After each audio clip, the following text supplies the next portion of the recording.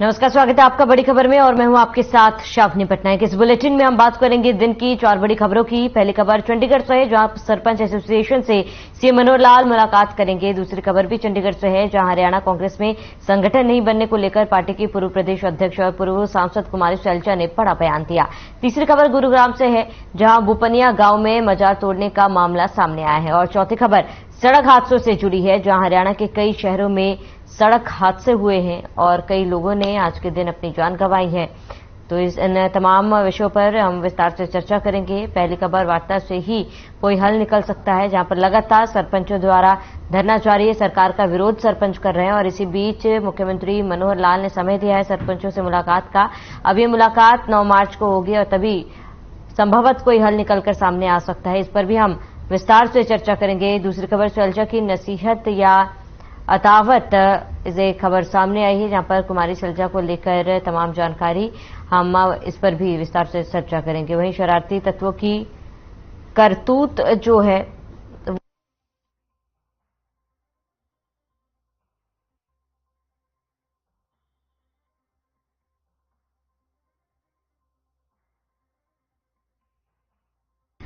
तो शुरुआत करते हैं पहली बड़ी खबर से, जहां पर ई टेंडरिंग को लेकर जहां एक तरफ सरकार सरपंचों को मनाने में जुटी है, तो वहीं दूसरी तरफ सरपंच मनाने को तैयार नहीं है। एक बार फिर 9 मार्च को सरपंचों का सीएम मनोहर लाल ने मिलने का समय तय हुआ है। सरकार बातचीत से हल निकालने की कोशिशों में जुटी है, लेकिन सरपंच सीएम से समय मिलने के बाद ही अड़े हैं। इतना ही नहीं, सरपंचों ने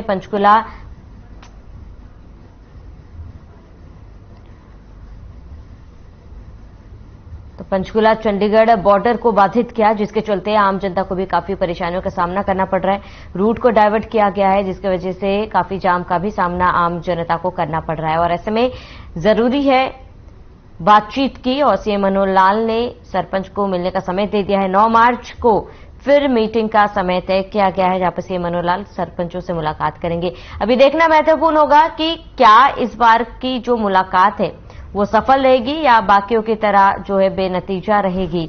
ऐसे में क्योंकि बीच का रास्ता निकलना बेहद ही ज्यादा जरूरी है। लगातार सरपंच मांगों पर अड़े हुए हैं और वहीं दूसरी तरफ सरकार ने समय तो दिया है, कई बार बातचीत का दौर भी चला, लेकिन हर एक बातचीत जो है वो बेनतीजा रही। अब देखना होगा कि 9 मार्च को क्या बातचीत होती है और क्या कोई बीच का रास्ता निकलकर सामने आता है या फिर नहीं।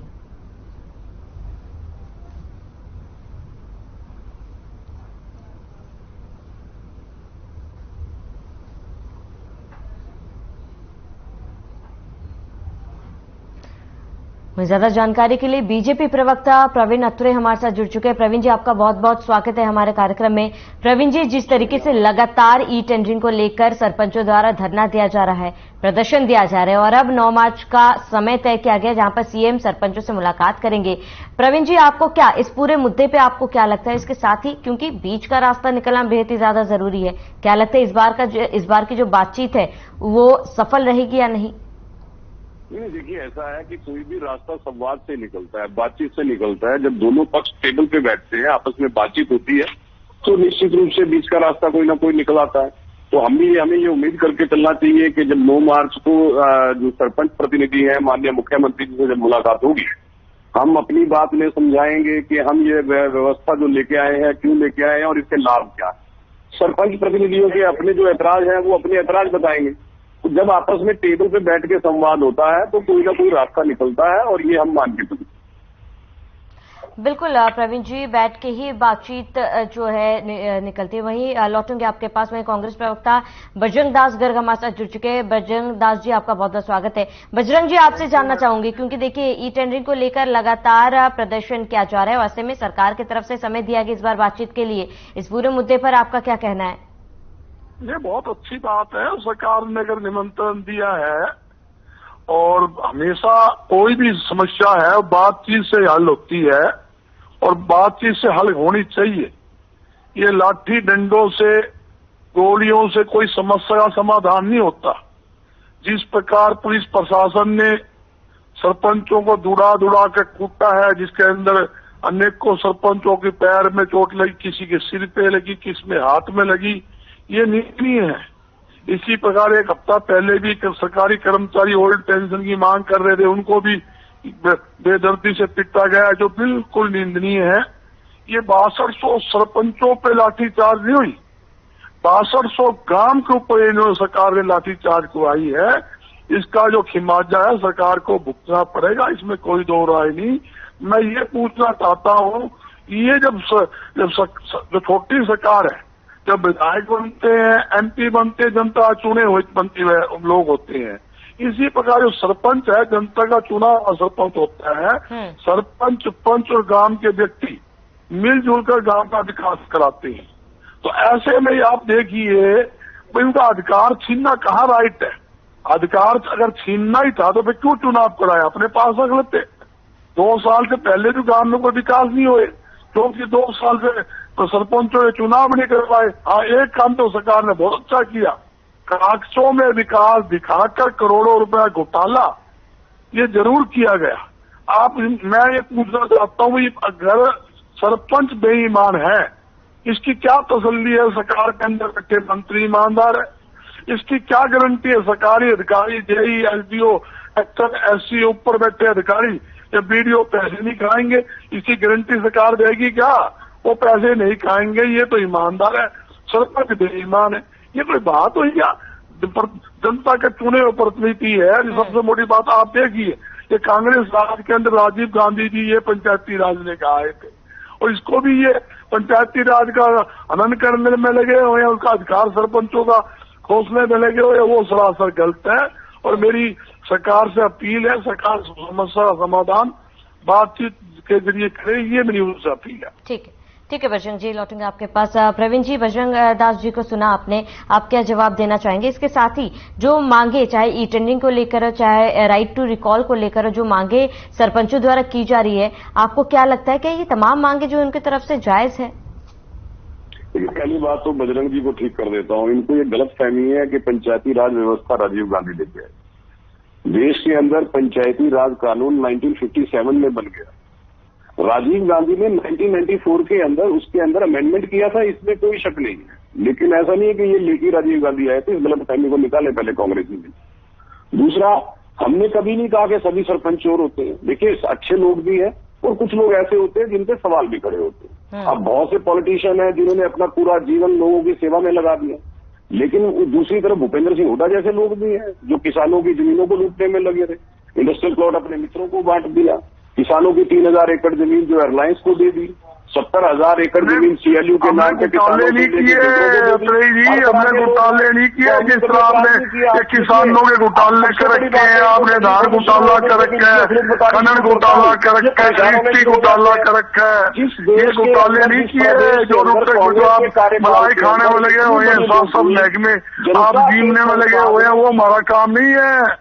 अतः जी, आपको सारी बात पता है, इस बात को ना घुमाओ। ठीक है बजरंग जी, हमारे साथ जुड़ने के लिए आपका बहुत बहुत शुक्रिया। प्रवीण अत्री जी, हमारे साथ जुड़ने के लिए आपका बहुत बहुत शुक्रिया। तो हरियाणा कांग्रेस में संगठन नहीं बनने को लेकर पार्टी के पूर्व प्रदेश अध्यक्ष और पूर्व सांसद कुमारी सैलजा ने बड़ा बयान दिया। चंडीगढ़ में उन्होंने कहा कि संगठन नहीं बनना पार्टी की एक बड़ी कमजोरी है, क्योंकि बिना संगठन के पार्टी को जनता के साथ नहीं जोड़ा जा सकता, क्योंकि जब तक कार्यकर्ता को पहचान नहीं मिलेगी तब तक वो मन लगाकर काम नहीं करेगा। कुमारी सैलजा ने कहा है कि संगठन नहीं बनने को लेकर पार्टी के सभी नेताओं को अपने गिरेबान में झांकना पड़ेगा, क्योंकि हम कार्यकर्ताओं को उनका हक नहीं दे सके। उन्होंने कहा है कि कुछ लोगों आदत होती है, यदि मैं नहीं तो कोई भी नहीं, लेकिन हमें उम्मीद है कि पार्टी की संगठन जल्द ही बन जाएगा। और इसी दौरान कुमारी सैलजा ने पार्टी में किसी भी तरह की गुटबाजी से इनकार किया। उन्होंने कहा कि कांग्रेस एक बहुरंगी पार्टी है जहां सभी को अपने विचार रखने की आजादी है, सभी लोग कांग्रेस पार्टी को आगे बढ़ाने में विश्वास रखते हैं।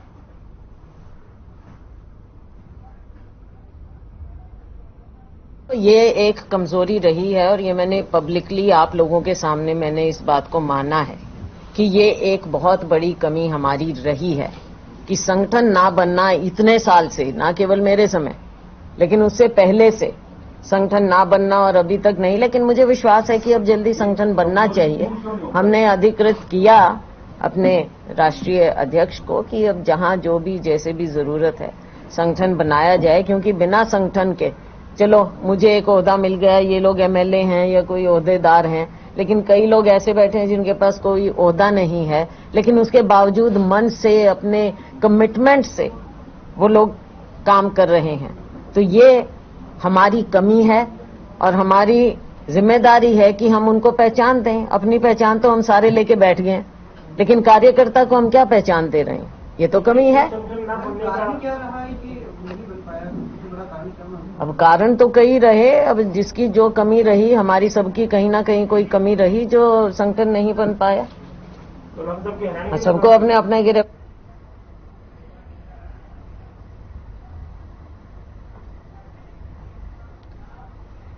ज्यादा जानकारी के लिए केवल ढिंगरा कांग्रेस प्रवक्ता हमारे साथ जुड़ चुके हैं। केवल जी, आपका बहुत बहुत स्वागत है। देखिए, लगातार कांग्रेस पर सवाल उठाए जा रहे हैं कांग्रेस के संगठन को लेकर, और वहीं आप ही के नेता ने साफ कहा है कि कहीं न कहीं पार्टी में कोई कमी है जिसकी वजह से संगठन नहीं बन पा रहे, इसके लिए पार्टी जिम्मेदार है। किसने कहा मैम? हेलो जी केवल जी, आप तक मेरी आवाज आ रही है? हाँ जी जी जी, कुमारी शैलजा का बयान सामने आया था केवल जी, जहां पर वो साफ तौर पर कह रहे कि पार्टी संगठन को लेकर कई बड़े सवाल भी उठ रहे हैं, विपक्षी द्वारा और सत्ता पक्ष द्वारा भी सवाल उठाए जा रहे हैं, जहां पर उन्होंने कहा है कि पार्टी के कार्यकर्ता और नेता जिम्मेदार है क्योंकि अब तक जो संगठन नहीं बन पाया। कहीं ना कहीं आपकी तरफ से कोई कमी है? नहीं, मेरी तरफ से तो कमी नहीं है, नेताओं की तरफ से कमी। कौन से नेता की तरफ से पूछना चाहिए। खुद नेता है तो AICC में है और उनको मल्लिकार्जुन खड़गे जी से बात करनी चाहिए। कौन व्यवधान पैदा कर रहा है? नेताजी खुद ही बता देंगे, हमें क्या पता। हम तो पार्टी के काम करने वाले आदमी है, कार्यकर्ता है, प्रवक्ता है। लेकिन जो बयान दे रही हैं उनको मल्लिकार्जुन खड़गे जी से उनकी पहुंच है, उनको वहां बात करनी चाहिए ना। कौन नहीं बनाने दे रहा संगठन? ऐसे ही लोग तो जो है पार्टी के अंदर सिस्टम को पता नहीं कौन क्या बोल रहा है। इस तरह से मुझे लगता है कि ये पार्टी के डिसिप्लिन के खिलाफ बोल रही है। बिल्कुल केवल जी, क्योंकि देखिए इस तरीके के बयान पार्टी के नेताओं की तरफ से अगर सामने आ रहे हैं, कहीं ना कहीं ये आपसी गुटबाजी जो है कि आपको नहीं लगता है कि कांग्रेस की तरफ से साफ तौर पर नजर आ रहा है? जो कांग्रेस की आला कमान है, मल्लिकार्जुन खड़गे हैं, उनकी प्रक्रिया के अगेंस्ट क्यों बोल रही है? इनको उनसे बात करनी चाहिए। और हमारी ये बड़ी नेता हैं, इनको थोड़ा सा अपनी जबान पे कंट्रोल करना चाहिए। हमारी कांग्रेस को खराब ना करें ऐसे नेता। बिल्कुल केवल जी, लेकिन कहीं ना कहीं बड़ा सवाल तो यही है कि अभी तक कांग्रेस ने संगठन मजबूत नहीं किया है। इसके पीछे का कारण लेकिन क्या है? क्योंकि इसका असर कहीं ना कहीं चुनाव पे भी पड़ेगा। चुनाव में बेहद ही कम समय बाकी है केवल जी। सुनिए, मैं कह रहा हूँ कि अगर मेरा ऐसे नेताओं को निवेदन है कि अगर इनको कांग्रेस अच्छी नहीं लग रही तो ये मल्लिकार्जुन खड़गे जी को बताएं कि कांग्रेस अच्छी नहीं है, या फिर कांग्रेस के अंदर जो बात है वो कांग्रेस के पार्टी फॉर्म के अंदर मल्लिकार्जुन खड़गे जी से बात रखें। इनको सार्वजनिक मीडिया के अंदर बात नहीं रखनी चाहिए। इनको थोड़ी सी समझ होनी चाहिए ये नेता किस बात की है। फिर अगर ये बड़ी नेता हैं तो ये फिर बड़ी नेता मल्लिकार्जुन खड़गे जी से बात रखें, मीडिया में रखने की बजाय। जी, थोड़ी सी पार्टी का डिसिप्लिन को रखना चाहिए इन नेताओं को। बिल्कुल केवल जी, यानी कि आपको नहीं लगता क्योंकि इस तरीके से अगर कांग्रेस के नेता ही बयान देंगे, जो सत्ता पक्ष की तरफ से तमाम लगातार आरोप लगाए जा रहे हैं और ऐसे बयानबाजी अगर कांग्रेस की तरफ से की जाती है, कहीं ना कहीं उनकी बातों को सही माना जा रहा है? नहीं, सही नहीं माना जा रहा जी। ऐसे लोग कांग्रेस को नुकसान कर रहे हैं। ऐसे लोगों को पार्टी अपने आप संज्ञान ले, हाईकमान संज्ञान ले ऐसे आदमियों को जो मीडिया में आके इस तरह के बयान देते हैं। ठीक है केवल जी, हमारे साथ जुड़ने के लिए आपका बहुत बहुत शुक्रिया। तो गुरुग्राम के बुपनिया गांव में मजार तोड़ने का मामला सामने आया। मजार तोड़ने जाने के बाद गांव में तनाव का माहौल बन गया है, जिसके चलते गांव में भारी पुलिस बल तैनात रहे। इस दौरान प्रशासनिक अधिकारी ने ग्रामीणों से शांति बनाए रखने की अपील की है। बता दें कि गांव में दादा खारे वाले कुएं मंदिर परिसर में बनाए गए मजार को नुकसान पहुंचाया गया। शरारती तत्वों ने मजार की टाइलों को तोड़ा, वहीं मंदिर में ही पूजा पाठ के लिए बनाई गई जगह को भी नुकसान पहुंचाया गया। सुबह जब ग्रामीणों को मजार तोड़ने का पता चला तो माहौल बदल गया। सूचना मिलने पर पुलिस गांव पहुंची और गांव के सरपंच प्रतिनिधि आजाद सिंह के नेतृत्व में पंचायत में मजार को लेकर दो गुट नजर आए। एक गुट की ओर से मजार को दोबारा से स्थापित करने पर जोर दिया गया, जबकि कुछ लोगों ने पुरानी परंपरा का हवाला देकर केवल पुराने कुएं को ही बनाए रखने की बात कही है। मामले में गांव के ही 3 लोगों पर नामजद मुकदमा दर्ज कर लिया गया है।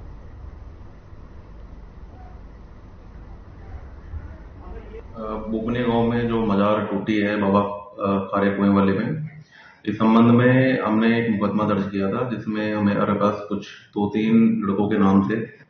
इस संबंध में हमारी ठोस कार्रवाई करने का प्रयास जारी है और आज इस संबंध में पंचायत भी हुई थी, जिस संबंध में हम उनसे बातचीत करेंगे और उनका क्या कहना उसको जानने का प्रयास करेंगे।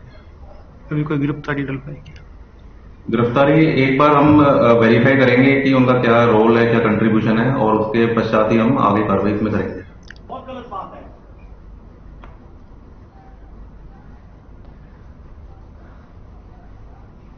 ज्यादा जानकारी के लिए गुरुग्राम से संवाददाता गुंजन जोशी हमारे साथ लाइव जुड़ चुके हैं। गुंजन, आपका रुख करूंगी।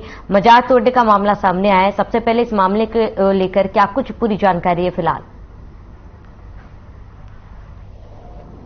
पूरा मामला है और इस मामले में कुछ शरारती तत्वों ने मजार तोड़ने की कोशिश की है। हालांकि पूरी तरह मजार को क्षतिग्रस्त नहीं किया गया है, लेकिन अब इस मामले ने देखिए तूल पकड़ लिया है क्योंकि बात धर्म की आ चुकी है और ऐसे में जो विशेष समुदाय के लोग हैं अब तो बार बार मांग कर रहे हैं कि मजार तोड़ने वाले लोगों को, जो शरारती तत्व हैं, उन्हें जल्द से जल्द पकड़ा जाए। वही देखिए पूरे गांव में मजार रात को जब मजार की कुछ टाइलें तोड़ी गई और ये बात देखिए अब की नहीं है, इससे पहले भी इस गांव में शरारती तत्वों ने ऐसा करने की कोशिश की है। लगातार मंदिर के साथ भी ऐसा किया जा रहा है और अब मजार की कुछ टाइलें तोड़ी गई हैं। ऐसे में देखिए गांव ने बैठक भी की और इस बैठक में जब कोई भी फैसला नहीं लिया गया तो गांव के लोगों में आक्रोश देखा गया, जिसको देखने के लिए मौके पर भारी पुलिस बल तैनात था। हालांकि पुलिस ने कोई भी जो ऐसी घटना है वो नहीं थी, लेकिन देखिए अभी तक गांव में जो है चिंता का माहौल बना हुआ है। बार बार जो गांव के लोग हैं वो बैठकें कर रहे हैं, पुलिस के साथ लगातार बातचीत कर रहे हैं और उन लोगों की एक ही मांग है कि इन शरारती तत्वों को पकड़ा जाए। देखिए ये जो मजार है ये मंदिर के पास बनी हुई है, साथ ही मजार में तो इन शरारती तत्वों ने तोड़फोड़ की वारदात को अंजाम दिया ही है, साथ ही मंदिर में भी ऐसी तोड़फोड़ की वारदात को अंजाम दिया है। और अब देखिए यहाँ 2 गुट बनते नजर आ रहे हैं। एक ठीक है गुंजन, तमाम जानकारी के लिए आपका बहुत बहुत शुक्रिया। वहीं चौथी खबर पर नजर डालते हैं। हरियाणा में शुक्रवार का दिन हादसों के नाम रहा। कई शहरों में सड़क हादसे हुए। अंबाला के शहजादपुर इलाके में 8 लोगों की मौत हो गई जबकि 20 से ज्यादा लोग घायल हो गए। वहीं फरीदाबाद के पाली रोड पर बीती रात सड़क हादसे में 6 युवकों की मौत हो गई है। बताया जा रहा है कि 6 युवक अपने दोस्त का जन्मदिन मनाने के लिए और उनकी कार गांव पाली के पास एक डंपर से टकरा गई। पानीपत में समालखा झटीपुर के पास ट्रक और ट्रैक्टर ट्रॉली की भिड़ंत में 3 लोगों की मौत हो गई थी। वहीं 15 से 16 लोग घायल हो गए थे। सभी घायलों को सामान्य हॉस्पिटल लाया गया, जहां से कुछ घायलों की स्थिति नाजुक देखते हुए डॉक्टरों ने रेफर कर दिया है।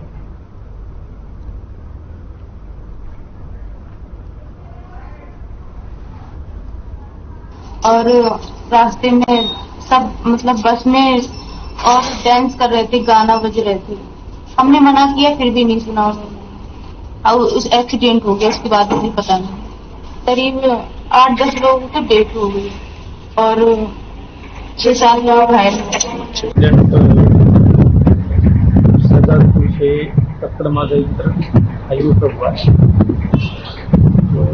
इसमें 3 जो श्रद्धालु आ रहे थे ट्रैक्टर ट्रॉली में थे, उजा गांव के हैं ये रहने वाले। 3 लेडीज की इसमें डेथ हुई है और बाकियों का अभी इलाज चल रहा है। करीब 13-14 व्यक्ति और यहाँ पे अभी एडमिट है। एक्सीडेंट हुआ है एक जो झटीपुर के सामने सर, जो झटीपुर में एक्सीडेंट हुआ है और जो हमारे पास आए हैं सर, जो 9 पेशेंट तो आए हैं, जो लाइव पेशेंट आए हैं, जो 3 पेशेंट हमारे पास एक्सपायर आए हैं, जो ब्रोडेड आई हैं, जो तीनों के तीनों मतलब औरतें हैं। और हमने इनमें से 4 केस हमने मतलब आगे मतलब वो रेफर किए हुए हैं सर। अभी जो KCMC जो करनाल के लिए हमने मतलब रेफर कर दिया। ज्यादा जानकारी के लिए संवाददाता नरेश सैनी हमारे साथ जुड़ चुके हैं। नरेश, हादसे को लेकर क्या कुछ जानकारी है आपके पास? जी बिल्कुल, देखिए मैं बताना चाहूंगा कि अंबाला के जो शहजादपुर इलाके का एरिया कक्कड़ माजरा, वहां पर आज सुबह भीषण सड़क हादसे में 8 लोगों की मौत हुई और 20 से ज्यादा इसमें घायल हैं। घायलों को अंबाला कैंप के नागरिक अस्पताल में ले जाया गया, वहीं कुछ लोगों को दूसरे में रक्त किया गया। इसके साथ ही 4-5 घायल अंबाला के नागरिक अस्पताल में आए और बच्चे को उसकी हालत नाजुक देखते हुए PGI कर दिया गया। कह सकते हैं कि सुबह सुबह ये हादसा यूपी से जो एक डबल डेकर बस जा रही थी वो हरियाणा में आ रही थी और उसके साथ ही जो जैसे ही वो शहजादपुर के कक्कड़ माजरा में पहुंची वहां पर एक जो टैंकर होता है उसने उसके पीछे से टक्कर मारी और ये बड़ा हादसा हो गया। और कह सकते हैं कि एक भीषण हादसे में 8 लोगों की जान गई और वहीं 20 से ज्यादा लोग इसमें घायल हैं। घायलों को हालांकि इलाज चल रहा है, अम्बाला कैंट अस्पताल में भी इलाज चल रहा है, इसके साथ ही दूसरे अस्पतालों में भी घायलों का इलाज चल रहा है। और ये मजदूरी करते थे और ये आज अपने जो गांव है वहां से बस में बैठकर अपने जो जहां पर ये मजदूरी करते थे वहां जा रहे थे। जी हाँ बिल्कुल नरेश, क्योंकि देखिए भारी संख्या में लोगों की मौत हुई, ऐसे में सरकार प्रशासन द्वारा कोई ऐलान या फिर कोई बात सामने आई हो? जी बिल्कुल, देखिए अभी हरियाणा सरकार की तरफ से ऐसी कोई घोषणा नहीं की गई कि जो घायल या मृतक है उनके परिजनों को कोई राहत सहायता दी गई हो। लेकिन कह सकते हैं कि आने वाले समय में जो है उत्तर प्रदेश सरकार भी इनके घायलों और जो जिनके परिवारजनों की मौत हुई है उनके लिए कुछ राहत की घोषणा कर सकती है और एक पैकेज उनको दे सकती है। हालांकि ये तो अभी टाइम बताएगा कि उनको कितना जो मुआवजा सरकार की तरफ से मिलता है और जो हरियाणा सरकार है वो भी इनकी मदद करती है या नहीं, ये तो आने वाला समय बताएगा। हालांकि अभी तक किसी भी प्रकार की कोई घोषणा सरकार की तरफ से नहीं की गई। नरेश, जो घायल है उनकी क्या हालत है फिलहाल? जी बिल्कुल, देखिए 5 लोग अम्बाला कैंट के नागरिक अस्पताल में आए थे, उनमें से एक जो बच्चा था उसकी सीरियस हालत को देखते हुए उसे पीजीआई चंडीगढ़ रेफर कर दिया था। वहीं जो 4 लोग घायल हैं जिनमें एक महिला और 2 उसकी बेटियां हैं वो उनकी स्थिति अभी ठीक है और एक लड़की उसकी थी वो तो बिल्कुल ठीक है और उसकी जो माता थी जो गुड्डी देवी है उसकी हालत हालांकि नाजुक बताई जा रही है, लेकिन फिर कह सकते हैं फिर भी उसकी हालत ठीक है और डॉक्टरों का कहना है कि वो जल्द ही स्वस्थ हो जाएगी। जी हाँ बिल्कुल नरेश, जो जिम्मेदार व्यक्ति इस हादसे को लेकर जो मुख्य जिम्मेदार है, क्या फिलहाल वो पुलिस के गिरफ्त में आया है? इसको लेकर क्या जानकारी है? देखिए अभी जो पुलिस है उसकी जो टैंकर वाला जो ड्राइवर था उसकी तलाश में जारी है और क्योंकि हादसे के बाद जो ट्रक चालक है या टैंकर चालक है वो वहां से फरार हो जाता है और उसकी तलाश में पुलिस अभी टाइम बताएगा कि कब तक पुलिस उस व्यक्ति को अरेस्ट करती है, क्योंकि एक व्यक्ति की वजह से इतनी मौतें हुई हैं। ये कहीं ना कहीं एक बड़ा जो दुख दहलाने वाला, दिल दहलाने वाला हादसा कह सकते हैं इसको।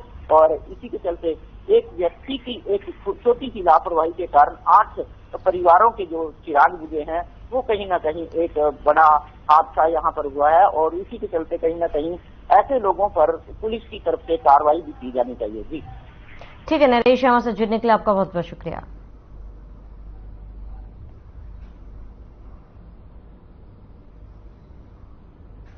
और चलिए इसी के साथ इस बुलेटिन में फिलहाल मेरे साथ इतने। देश और प्रदेश की तमाम बड़ी खबरों के लिए आप बने रहे हमारे साथ।